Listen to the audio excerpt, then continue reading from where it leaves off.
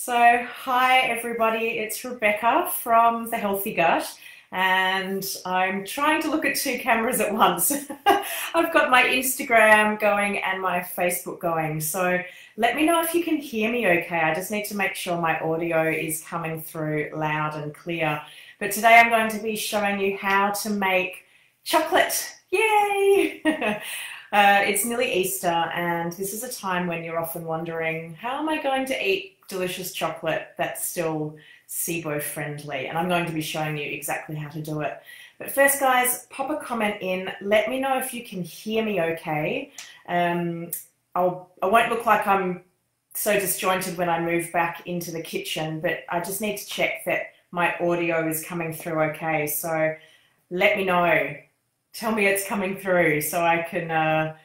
Thank you, Whisper Wellness. You can hear me. Hooray, that's through Insta. So thank you for that. So anybody on Facebook who's watching, let me know if you can hear me okay as well. And Jennifer, thanks Jennifer for saying that you can hear you, and your toddler will be so happy to have chocolate. Well, I'm so happy your toddler will get to have chocolate too. And Carmel, thanks for letting me know you can hear me. All right, so let's head into the kitchen and start cooking. Now, once I'm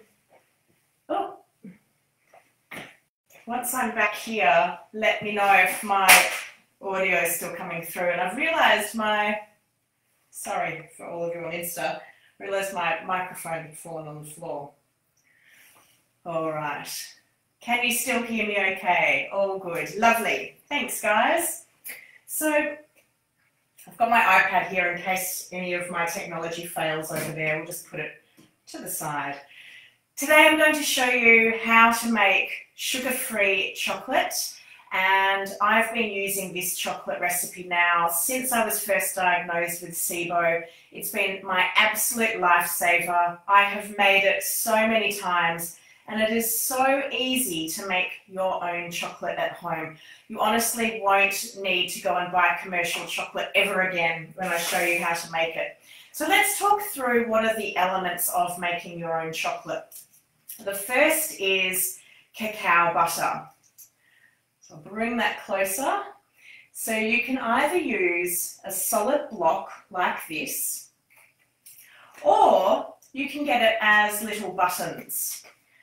And the only difference is they've made the chopping easier for you.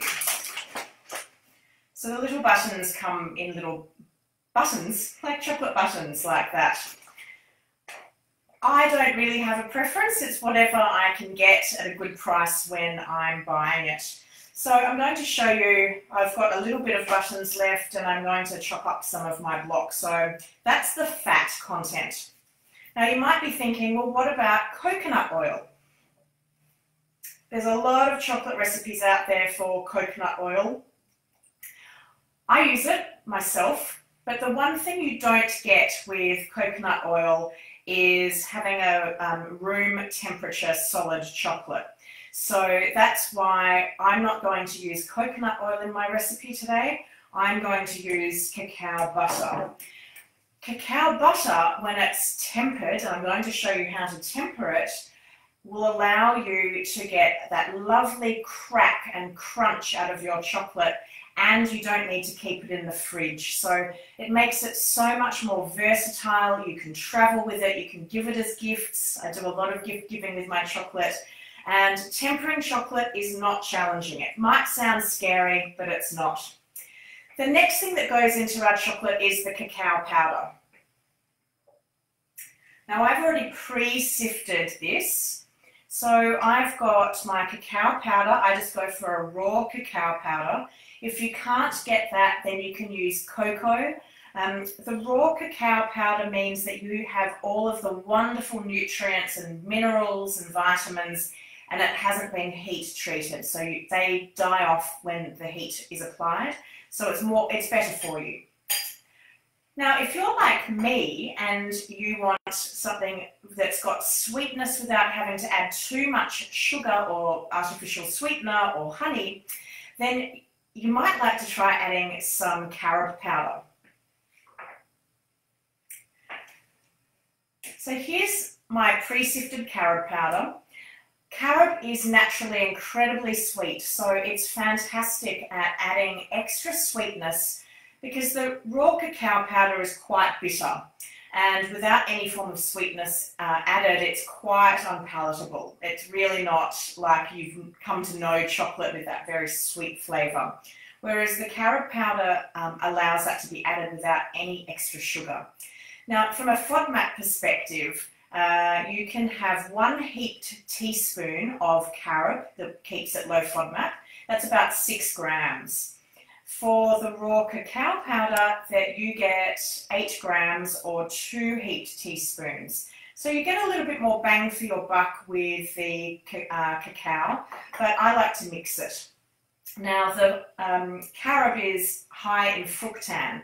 So if your issues with FODMAPs aren't fructans, you'll be fine with this. I can eat carob. I have 0 issues with it. So it's not a problem for me. Also, you're only eating a small amount. You don't need to eat lots of this chocolate because it's so rich and dense, so you don't need lots and lots and lots of pieces. And I find 1 or 2 little bites is totally sufficient. Let's talk about sweeteners, guys. And as I'm going through, don't forget to pop any questions you've got in the comment boxes, and I'll come to them at the end of today's free chocolate making class. Now, I generally just use stevia, and I use a powdered stevia. This is the brand that I am using today. I find that this stevia is the most natural for a processed product, and it has the least amount of things added to it. In fact, it's just 100% stevia. So there's the brand, guys. You could also use honey if you can tolerate it. I always go and buy a local honey because I'm supporting local bee farmers and local bees. And but what I do find about honey, guys, is that it prevents the chocolate from fully setting. So if you're making a chocolate bark and it's quite messy and you're adding nuts and other things to it, then it's not such a problem. But if you're wanting to have little pieces of chocolate, then I wouldn't use honey in that mix just because it won't set and it gets quite sticky. I've learnt from the hard way. Another thing you could try adding, again, if you can tolerate it, is something like coconut sugar. What I find with the coconut sugar is because it's quite a coarse coconut and sugar, it stays quite bitty. So if you want a really smooth chocolate, you either need to put this into more of a powder form, or I tried melting it and that doesn't work. It sets like candy and then you just can't use it. Or you just have something with a bit of crunch, and that's not a bad thing. I quite like that. Something that we must never do when we're making our own chocolate is add something that contains water.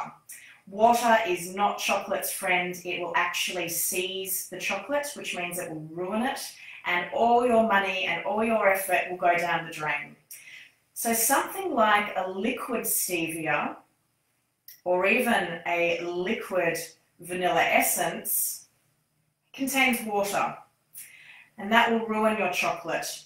So that's why I always use the powdered form. If I want to add vanilla, I'll use a powdered vanilla, and I just use the crushed up powdered vanilla beans, no powdered sugar, and I wouldn't ever use my vanilla extract because I don't want to ruin my chocolate. So hopefully that explains why you never have water in your chocolate. That goes for your equipment that you're using. So if you've washed your bowl, make sure it's completely 100% dry. If you wash your hands and you drip into it, then that's also going to have the potential to ruin your chocolate. So do keep everything really nice and dry. Let's talk about flavorings that you can add into your chocolate. Now I'll move these away just so we have a bit more space. Now you can get as creative as you want with different flavorings in chocolate. I like to use flavored oils. Now this is a confectionery oil. Hopefully you can see them, and I'll put photos of all of these up in the comments once I've finished this video, this cooking class. Again, what you're looking for, guys, is something that is in oil, not water. So, or alcohol. Alcohol also works as long as it's a pure alcohol. So these are in alcohol, and they're confectionery oils that are designed to go into chocolate or confectionery making. A little goes a long way. I've had these now for probably a couple of years. As you can see with my mint oil, it's almost completely full, and I've made so much mint chocolate. The orange one is a little less in strength, so I've used a bit more of that. What I wanted to again remind you of is something that is not necessarily a confectioner's flavouring, but just a standard flavouring, like this Queen peppermint oil, that's made out of water. So always check your labels before adding into your chocolate. Then you could also add, you can get creative, and I'm going to show you how you can make like faux Reese's cups. You can use a nut butter. So we've got an almond butter, I've got a macadamia butter, oh, there we go. And I've also got a really yummy hazelnut nut butter. Now these are all just 100% nut and maybe a little bit of added salt. So they're really very good for you, and providing you can tolerate nuts, they're great to add in your chocolate. Now something that's really fun to add for flavouring in your chocolate are freeze-dried fruits. So I've got a whole series. There's a store here in Melbourne called Essential Ingredient, and they're like a cook's heaven. They have a whole heap of stuff, including these confectionery oils and then these freeze-dried fruits. So I've got a passion fruit powder, I've got a raspberry powder, that's really fun, and let me just open it up. So as you can see in there, it's just frozen and then powdered raspberries. Smells so good. So you could mix that in with your chocolate, you could make a bark and sprinkle it over the top. It's just fantastic. And then I've got some pieces as well, and I'll show you what I do with that. Okay, so let's get on with the making of the chocolate, but before we do, I'll just check any questions. So does anybody have any questions just around flavourings? Is there a flavouring that you love with your chocolate that I haven't covered yet, and you'd like to know if it's possible to use that flavouring? Let me know, and I'll... So Debbie says, I thought chocolate and carob was forbidden for SIBO. Debbie, here's the thing. Nothing is forbidden, and I think it's really important that we think about the language we use when we're thinking about food. Food is our life force, it's our nourishment, and the SIBO diet is there to help control your symptoms, not treat your SIBO. And it's not a diet that we stay on for the rest of our lives. It's a very short-term, temporary diet. So you may not be able to tolerate chocolate or carob today, but it doesn't mean you can't tomorrow. I was able to eat chocolate right from day one without any side effects. So don't feel like you can't try chocolate because you've read somewhere it's bad. And when you make it yourself, you're in complete control of the ingredients. As you'll see today, all we're using is some cacao butter, cacao powder. I'm choosing to put carob in because I like it. You don't have to. And then you don't actually need much sweetness once you've got carob in. And then I'm using some organic stevia for a little bit of sweetness. So that's 3 ingredients. You're hard pressed to find that in a store. Your body knows what to do with these because it's real food. So don't feel afraid to try something new for Easter. And if it doesn't work, that's okay. It's okay. It's a lesson and you can come back to it. All right, well, I can't see any other questions around flavouring, so I'll get started. Now we want to use a cup of cacao butter. Sorry, I'll change that. We want to use 250 grams or 8.8 ounces of cacao butter. Now I know that my block here is 250 grams, so it's exactly what I need. So I'm not going to use my buttons because this is already measured. Another tip for making your chocolate: when we temper our chocolate, we need to get it within a very specific temperature range, and that allows for the chocolate to get that wonderful crunch and crack, and also to be solid at room temperature. We therefore need to use a silicone or a plastic bowl and a silicone or plastic spatula. We don't want to use glass or metal because they retain heat, and it means that you will be heating your chocolate to a higher temperature than we need it to go.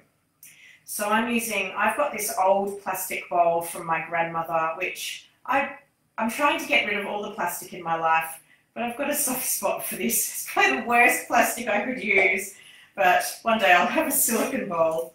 Now we want to, if we have our cacao butter in a solid form like this, we just want to chop it up a little bit so that it is all in sort of smaller pieces, because we now need to melt it.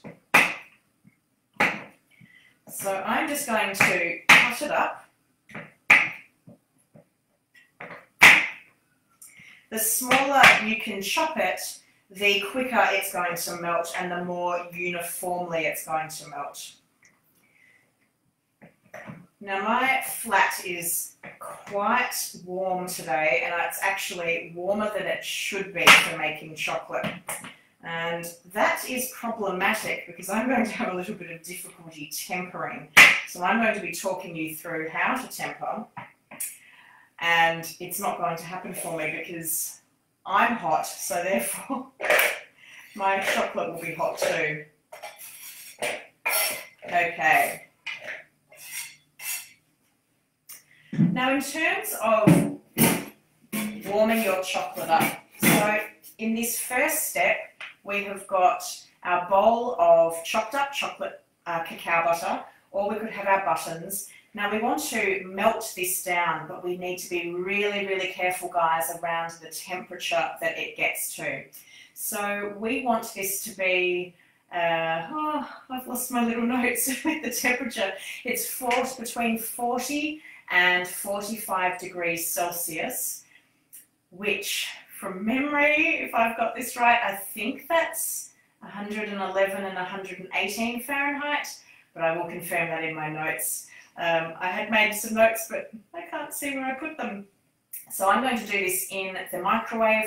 You could do this over the stove, but again, you've got to be very careful to pull this off a double boiler with water underneath, and for it not to get too hot. So into the microwave, this will go for about a minute.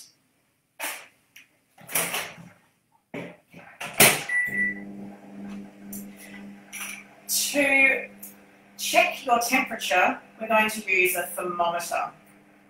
I'll just come around and show you my equipment. Extreme close up. Okay, so the best thermometer to use is not the candy thermometer. This thermometer is perfect when you're wanting to make candy and go to a really high temperature, whereas I want something that's going to be incredibly sensitive to the point of a degree. As you can see here, there we go, it's telling me that my room ambient temperature is 24 degrees. Now, when you're making chocolate, you really need it to be a very cool environment. And like I said, my flat is just such a warm flat. I should have been running my air conditioning before the class. You really need it to be sitting more at 18 degrees to make your chocolate tempering process work really well. So if it's a hot day, put the aircon on. Don't do what I did and didn't put it on and then go, oh, it's too hot. If it's a cold day, if you're doing this in winter, perfect, because it's nice and cool for you. All right, and I can see some other questions. Amy asks, while we're melting our chocolate, Amy asks, I wonder if you can use just carob and not cocoa powder. Yep, Amy, that's totally fine. I do it all the time. It's delicious. It's also not as stimulating. If you're like me and you get really stimulated by things like caffeine, I find the raw cacao to be incredibly stimulating, and I cannot have it at bedtime because I'm awake for hours. I've learnt the lesson the hard way too many times. You'd think I'd learn. So I find doing carob means that I get a much better sleep. And Trisha says, coconut flakes, okay on SIBO? Yes, Trisha, they're wonderful. I love them. Now let's check on this melted cacao.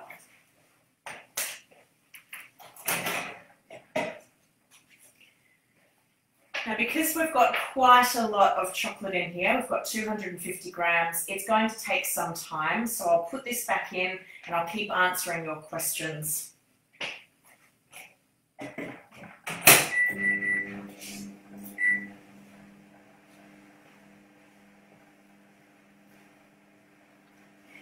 Okay. Wendy asks, can you use Kahlua or Bailey's rum for flavouring? You could. I actually haven't done that with my flavoured chocolate, so I can't tell you exactly what the quantities are. You would need to go small and then work from there. And also just make sure that it is just completely alcohol, so rum would be fine. Bailey's, I don't think they've got any water in it. You'd always want to just check the ingredients. Obviously there's cream and that's fine with it as well. And I'm just not sure what the quantity would be because you don't want to dilute your chocolate so much that you then end up with something that doesn't set. Genevieve, did you try to do a 100% cacao chocolate bar? Well, this is pretty much 100%. So if I use just the cacao powder and the cacao butter, yeah, that's 100%. That's easy, it's 2 ingredients.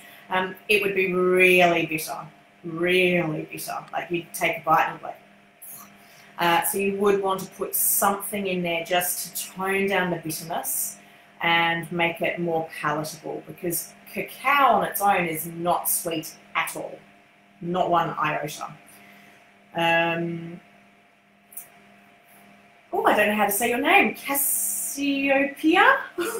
I'm sorry if I pronounced that really badly. That's a wonderful sounding name. Any way to make caramel for inside the chocolate? Well, I've got a chocolate caramel slice recipe, guys, that you can go and take a look at on my website, thehealthygut/recipes. And I show you how to make a condensed milk with coconut milk. And that turns into this gorgeous caramel flavor. And it's quite thick and it sets nicely when it's refrigerated. So you could totally make that filling inside a chocolate mold. And in fact, I think I need to do that for Easter. So I'll let you know how I go with that, but go and find that caramel recipe on my website, and I'll link that once I finish doing this video. And keep the questions coming, guys. This is wonderful. Julia is asking if she's able to watch this. Of course, it's a free video. It's going to be available for everybody to watch on Facebook once the class is over. Carmel asks, what is cacao butter? So Carmel, it is the fat extracted from the cacao bean, and it's the base of all chocolate. So hopefully that makes sense of what it is. Let's get my packet a little closer. So it's literally just fat, extracted fat. So when you open the packet and you smell it, it just smells like the most incredible chocolate. And then when you go to taste it,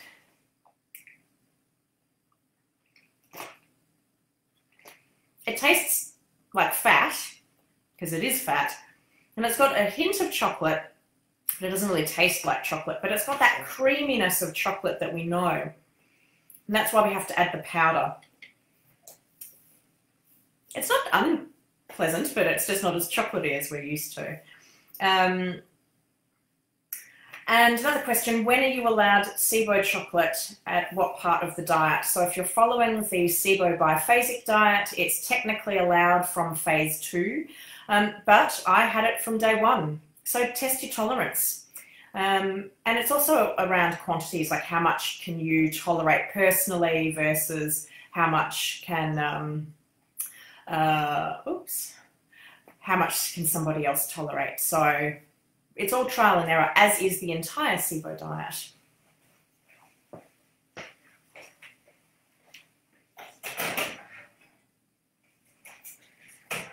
Okay, so our chocolate has melted. I'll try not to spill it on myself. So as you can see, it's now looking like melted oil. Here we go. There are, I'm trying to figure out how I can lift these up. There's a couple of just tiny little bits of cacao butter that haven't melted completely yet. So all I do is I just stir it with my spatula until it does. Now we want to get our thermometer, our digital thermometer, and put it in the chocolate. Now because I'm doing a class and I'm talking to you guys, I wasn't paying as much attention to the melting of my chocolate as I normally would. And you want to stop this when it gets to 45 degrees centigrade, which I think is 118 Fahrenheit. You don't want it to go any higher than that. Now, because I was talking to you guys, it has gone a little higher, so I might have, what that means is that my tempering ability isn't as great. Because I'm heating the chocolate just too much. Okay, so now it's time to add our powders in.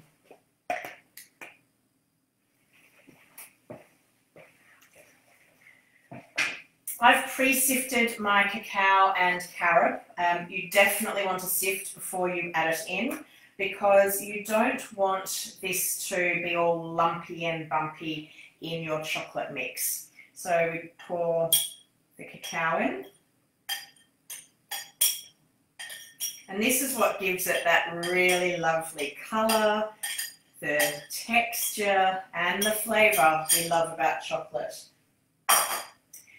Because I'm using carob as well, in that goes. It's got a little stuck on the bowl.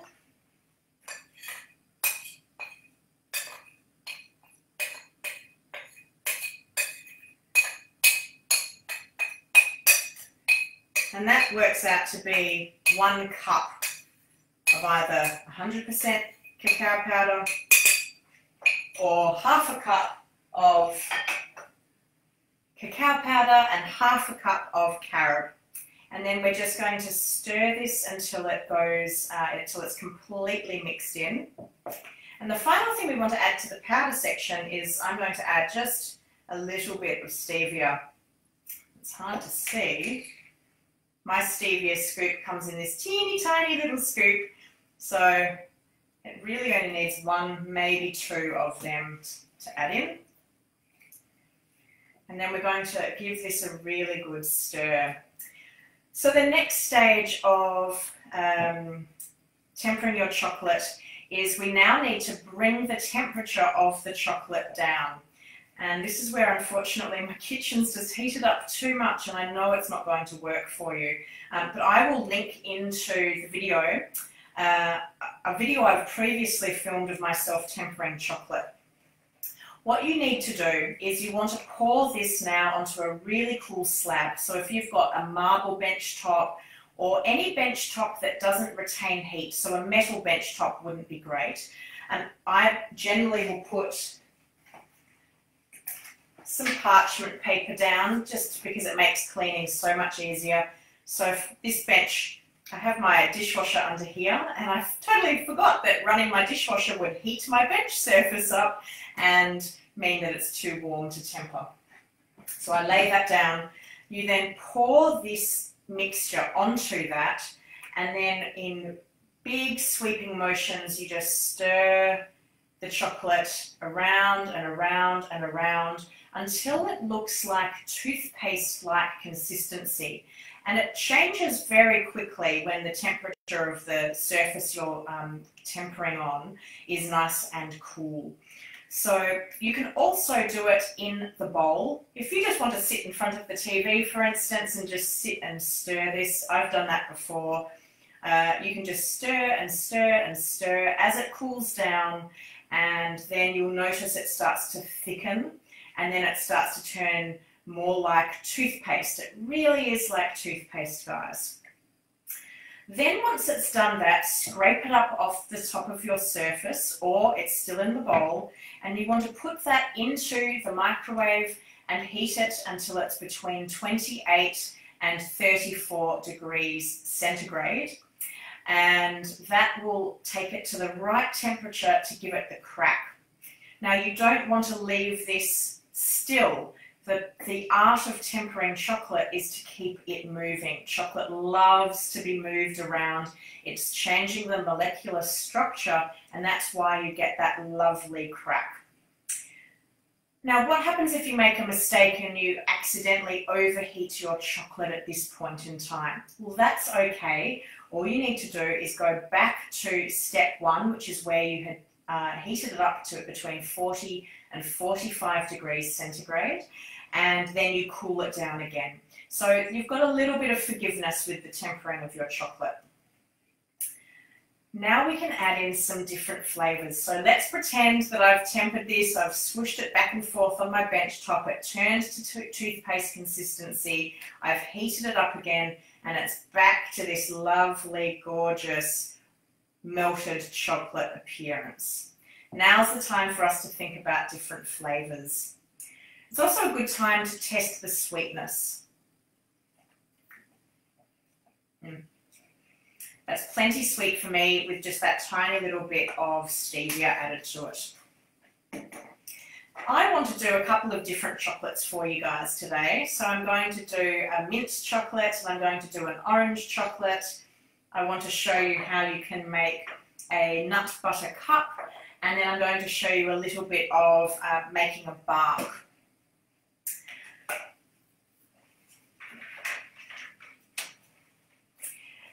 Now these are some of my chocolate molds. They're super easy to buy. I just got them off Amazon or a confectionery site. So I've got my egg mold and it's got the lovely crack. I've got my mini egg mold, which is great for little individual pieces.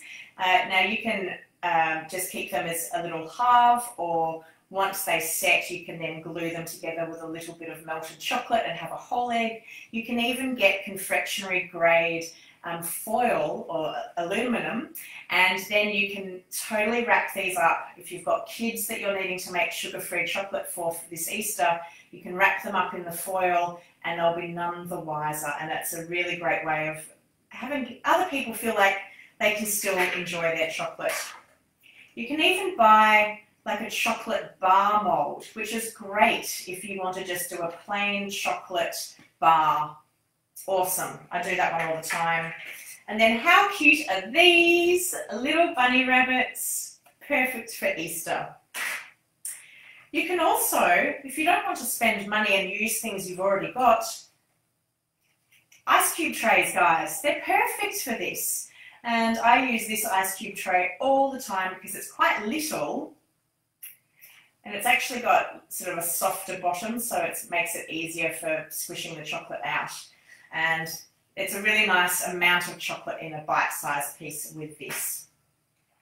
And then I've got a whole heap of other chocolate trays because, as I said, I make my own chocolate all the time now. This has got like little flowers, more circular designs, and then this one's quite cool. I can get that up if you can see it. They've got little indents in the middle as well. So get creative and you can make your chocolate look so beautiful. To add our flavourings and to pour into these moulds, what I find the easiest thing to do is to use a piping bag or to use a sandwich bag where you cut the side off. So I'm going to divide my mixture into a couple of different portions. Now we want just the regular chocolate that doesn't have flavouring in it, which will be in there. We're going to have our orange flavouring, and we're going to have our mint flavouring. Now, I don't have my piping bags at the moment. They're all packed up, so I don't love creating waste like this. But for today's class, I'm using 3 bags. Okay, so we're going to just literally pour it in, and then we can add our flavouring once we've done that.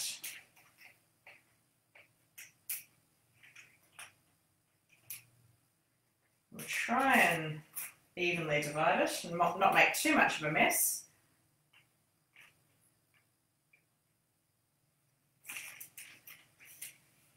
And obviously you can put more if you want more chocolate available to do like plain chocolate stuff. And I'm going to, oops, nearly spilled it on the bench. Okay. We've still got quite a lot of chocolate lining the insides. Don't let that go to waste, guys. It's too good. So I'm just going to get my spatula, wipe down the edges, and pour it into my packet. Okay, there we go. So this little one is going to be my mint oil. Now mint oil for this one that I've got is incredibly strong. I literally need just a couple of drops. Oh, I wish we had smell-o-vision because it smells so good. And then just give it a stir around so that that oil is evenly distributed through your chocolate mixture. If you want to, stick your finger in, have a quick taste. Oh yeah, that is nice and minty. Okay, mint is ready to go. Let's do the same for our orange flavour. Who loves orange chocolate? Am I the only one? I love orange chocolate. Remember when I used to live in the UK and there's Terry's chocolate orange? I loved it. My orange isn't as strong as my mint, so I've added, as you would have seen, quite a lot more to that. Oh, chocolate orange, it's so good. Okay, give this a nice stir. Again, we'll just taste. Oh yeah. Oh, so good. Just give our surface a clean, so I've made a little bit of a mess there. We've got our scissors ready to go. And then this is our plain chocolate that we want to keep unflavoured for now. I'll keep that to one side. What shapes should we make, guys? Tell me, what do you think we should do with our mint? Should we do circles? Should we do little bunny rabbits? Or should we do mint eggs? I'd love to know what you guys want to see me make with that mint chocolate. Let me know in the comments and I'll just come around and have a look.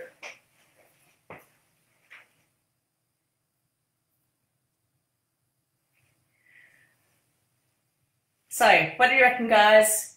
Mint bunnies, mint eggs.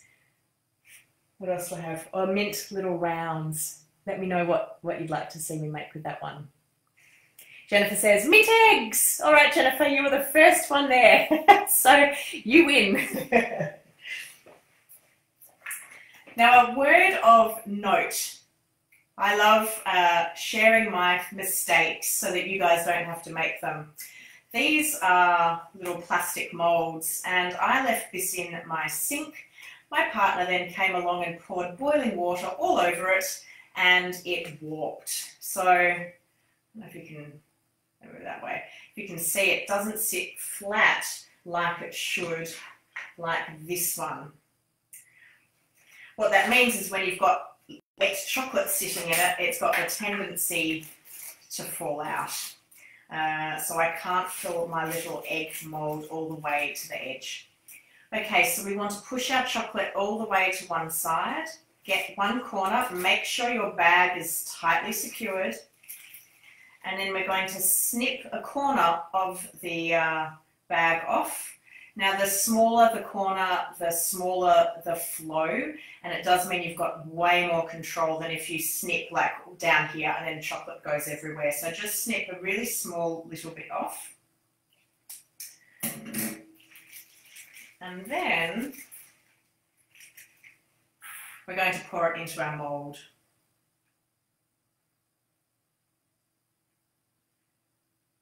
And there's no awards for rushing here. You can go as slow as you need to. I always just want to make sure that I've got the chocolate actually going in and I'm not going to waste any of this deliciousness. And because my mold is also a little damaged, that's problematic as well. Okay. Now for the benefit of today's class, I'm going to put this straight in the fridge to set. You don't actually need to put your chocolate in the fridge to set if the temperature is cool enough. So if you're in winter or your temperatures haven't warmed up, then, or you're not on a hot Australian summer's day like we've just been recently, then you'll be able to just set this to one side and then it will set. But if you're in a hurry, then you obviously want to put this in the fridge just for a few minutes to let it harden up. I'll just put this chocolate to one side. All right, got chocolate all over my hands. Where's my, there it is. Okay. So in the fridge this goes, and by the end of the class this will be well and truly set.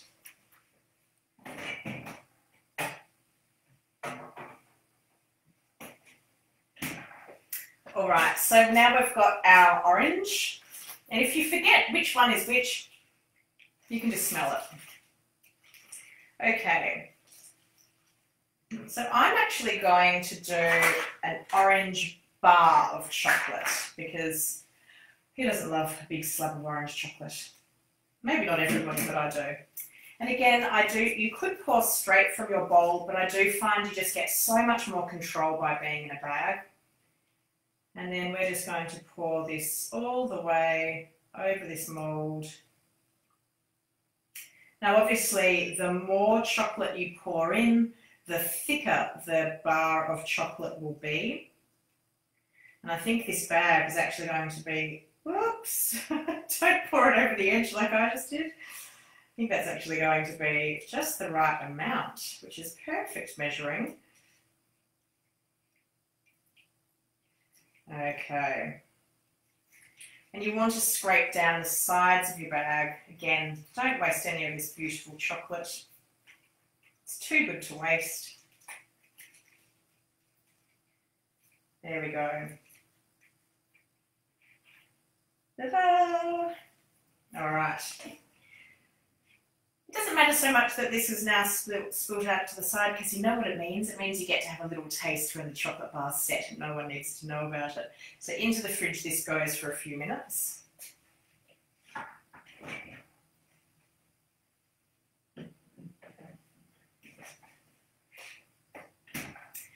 Okay, now the next one that I'll show you is how to make. We're going to do some faux Reese's cups, and we're also going to do a little slab of chocolate. I've got these miniature little, they're like teeny tiny little muffin cases. So these work really well for doing these Reese's cups. You could also get foil ones or aluminum ones. I'm trying to say it like my American friends do. We say aluminium here in Australia. Sounds quite different. What you do want is to have, I might just move this tray actually, just to make it easy for your cups. is you want to put them on a firm surface. Otherwise, again, I've learned from experience that if you're carrying these trays, these little cups individually to the fridge to set, it just goes everywhere. So let's get a handful of these. And this you do in a couple of stages. So the first stage is that we want to set the first layer of chocolate. Okay, so can you see why having these in bags makes it so easy? You could totally spoon this out from your bowl, but again, this just makes it pretty stress-free. Okay. So I want to pour in a little bit so we have a chocolate layer at the base of this. And I'm going to do this maybe like a quarter of the way up the side of my little patty case. Remember, we want to leave enough space in here for the really yummy nut filling that we want to put in here. Okay, so in that goes. Tell me, guys, what are the nut butters that you absolutely love? Tell me what flavors you enjoy. You can add sweetness to your nut butter filling if you want. I love the nut butter just as it is, and I actually don't feel like it needs anything added to it. Oh, look, chocolate on my finger. Okay. That needs to sit upright so we don't spill our beautiful chocolate. And then we want to put this in the fridge or freezer so that it chills down really quickly. We want to kind of snap, firm it up.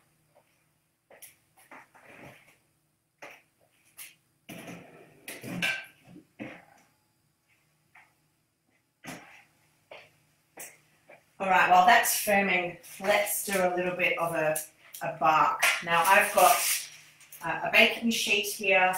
I've got parchment paper on the top.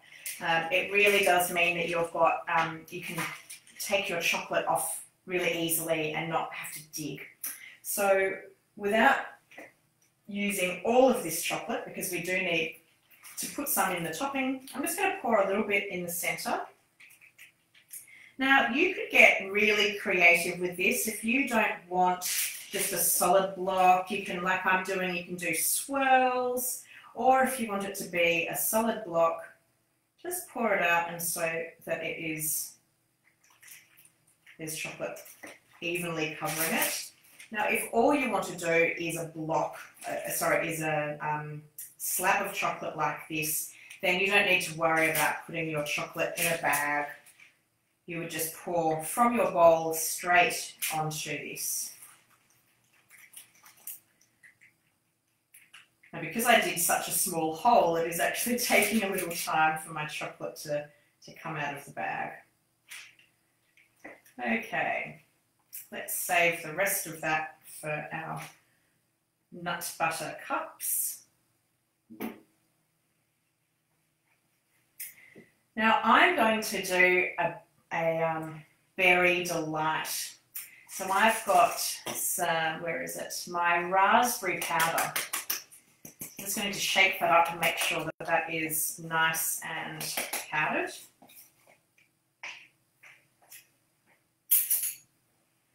Just get a teaspoon. And then I'm literally going to dust that over the top of this chocolate. If you love coconut, if you love shredded coconut, toasted coconut, that's really yummy with this as well. If you like, oh, my chocolate's slipping off. If you like, if you can tolerate toasted nuts, then that's really good as well. All right, so I love raspberry flavored chocolate. So does my partner Sam. It's one of his favorite flavors, which is why I went and found this. And which one's, I can't remember which one's open and which one isn't.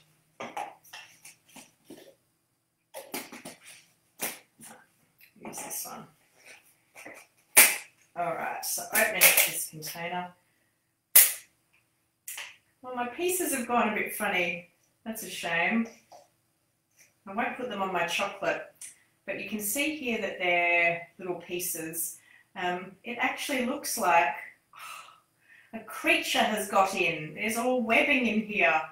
Oh, an unopened packet. That's so unfair.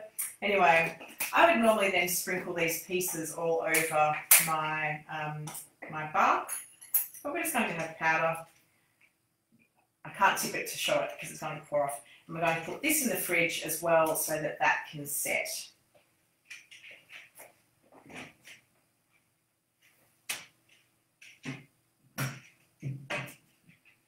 I don't have any space I need for my other things to finish.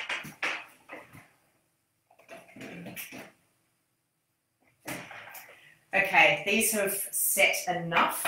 So I'm going to put in, what we do, hazelnut, I think we'll put as our filling.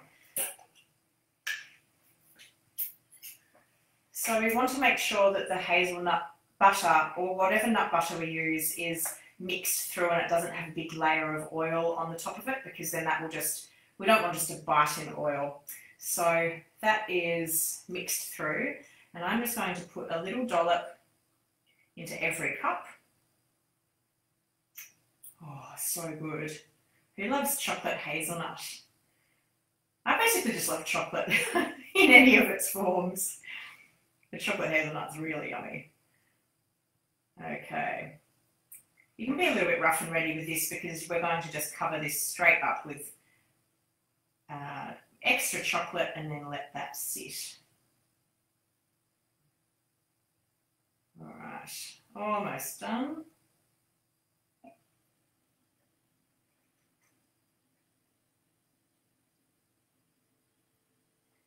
One last one to go. Now just make sure that you've got sort of an even coverage of hazelnut. I noticed one of mine was not quite even. And then we want to take our plain chocolate. Yep, that's the plain one, it's not flavoured. And I'm just going to pour chocolate back on the top. You can put as much or as little as you want, depending on how thick or thin you want that top layer to be. You could also totally put a whole roasted hazelnut or whatever nut you've used on the top for decoration. You could put it in the middle and fill chocolate around it. Really, the choice is yours. Okay. And then we're going to put this back in the freezer so that this can set quickly, so I can show you what it looks like.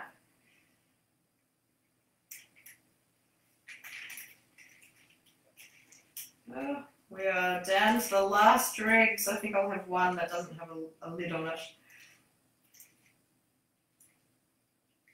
That's okay. Let's see what we can get out of here. You can do it, little one. You can do it. I'm getting chocolate everywhere. This is a great activity with kids. I've done this with my friends' kids. You can get nice and messy, as long as you don't mind a little bit of mess. Kids love playing with it, and it's a really fun school holiday activity. So let's put these back in the freezer for a few minutes.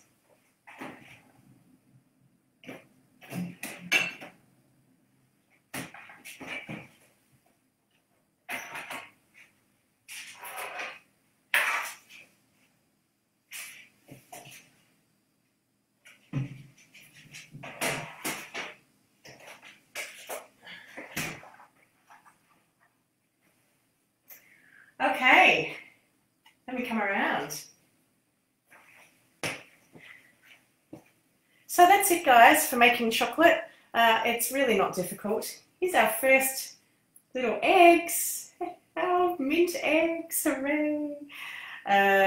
So Jennifer, this is what you asked for, and here they are. And then all you need to do is you just kind of, whoops, stick my finger in it. Well, they might not be quite set yet. I think they're still just a little bit too soft. But you just pop these out of their mould. And once you've tempered these can just sit in your pantry at room temperature, and they're really yummy. All right, guys, so that's the end of the class. I hope you found it useful. If you've got any questions, I'll do some Q&A now, and I'll just have a quick scroll through the questions that people have asked while I've been cooking and answer them, and then I'll be able to show the finished product of everything once we've finished all those questions. Okay. Oh, we had some requests for bunnies. Sorry, guys. You came through after I started. Okay. So Wendy says, how would you put a filling in the middle? So Wendy, did you mean on one of those little patty cakes or one of the molds? Let me know. And hopefully me showing you how I did the patty cake is showing you how you do a filling in it.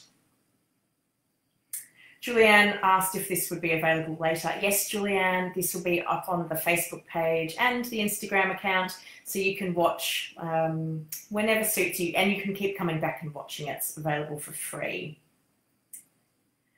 So Debbie said she loves almond, and Genevieve says pecan butter. Oh, yeah. I've never seen pecan butter. Oh, my gosh. Do you make your own or do you buy that? I love pecans. That would be so good.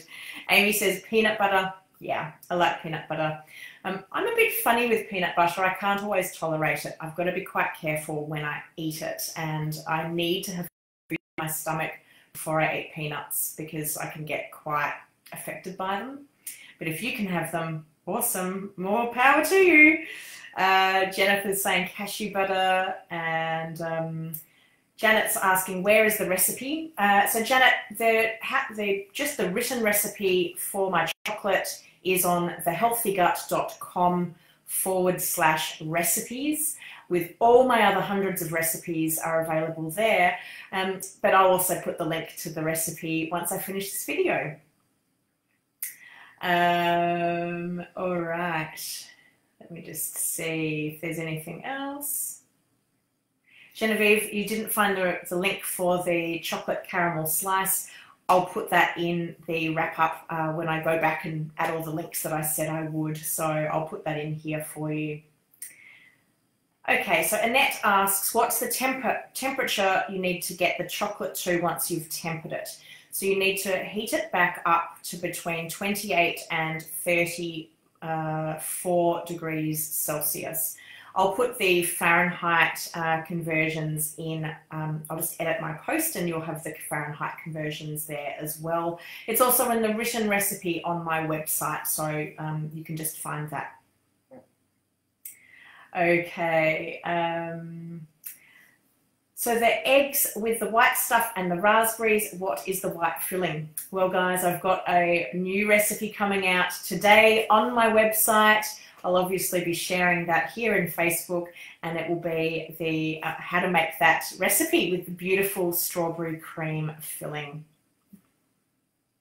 Genevieve says that you can make pecan butter, but an artisanal brand make it for those in Canada. Lucky Canadians. Have I tried making white chocolate with stevia? I have, and it failed dismally because I just tried to make it with the butter or the fat, and it really needs a powder added to it. And I didn't want to add powdered milk, which is generally what's added to it. I tried adding coconut cream to it, and that didn't work. It was disgusting. So you can get powdered coconut. That's really processed though, and that is an option, but it's yeah, it just doesn't work as much as well as I'd like it to. So I'll keep trying for you guys. All right, let's have a look at these things.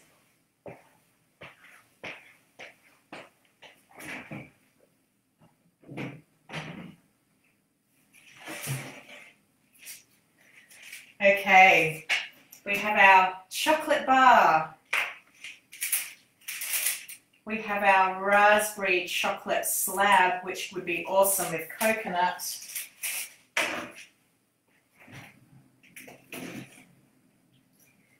And we have our little chocolate nut cups. And they've set enough. And there they are, little nut butter cups. Thanks everybody. I hope you've enjoyed it. I'll come around so you can see everything a little closer. There's our little nut butter cup. You can see, I'm holding too many things. You can see on the side all that lovely gooey. Oh, look at that. Oh, yeah. Oh, so good. And this is still a little bit too soft for me to tip out, but there you can see our beautiful chocolate orange bar. And then you can see it's starting to set. It's just got a little bit more setting to do.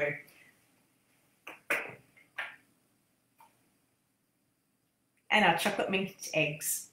Thanks for tuning in, everybody. It was great to do this class with you. I do hold regular SIBO cooking classes where I go through a whole heap of recipes. I've got one coming up in May. I'd love to see you there. They are available to learn more about on thehealthygut.com on my website. And I hope you found today's class useful. I'm Rebecca Coomes from The Healthy Gut, and I hope you have a wonderful Easter and enjoy my SIBO-friendly chocolate recipe. Thanks for tuning in, everybody. See you soon.